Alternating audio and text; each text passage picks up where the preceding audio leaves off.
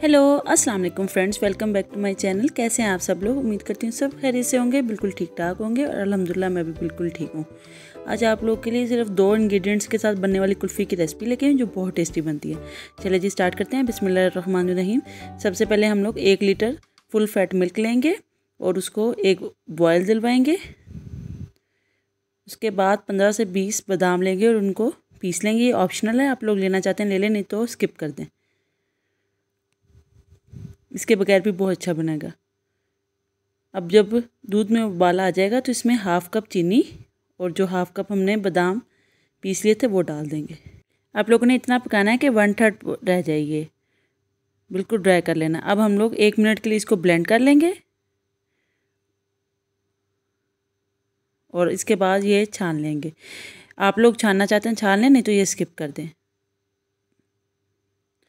ये बिल्कुल स्मूथ सा बन गया। अब हम लोग इसको जो आइसक्रीम हमारे कुल्फ़ी मोल्ड है उसके अंदर डाल के फ्रीज़ कर देंगे 8 घंटे के लिए।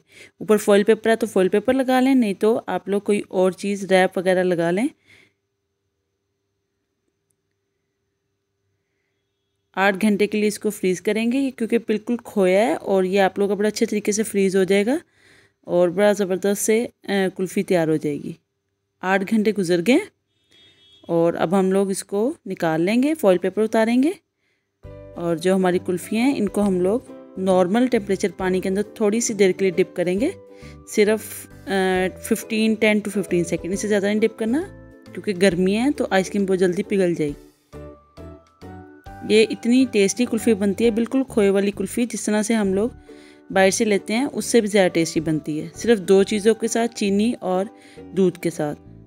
आप लोग जो मेरी रेसिपीज़ को फॉलो करते हैं और अच्छे अच्छे कमेंट्स देते हैं, आप लोग के प्यार जताने का बहुत बहुत शुक्रिया और आप लोग इसी तरह मुझे सपोर्ट करते रहें। इंशाल्लाह आप लोगों को अच्छी अच्छी रेसिपीज़ देती रहूँगी।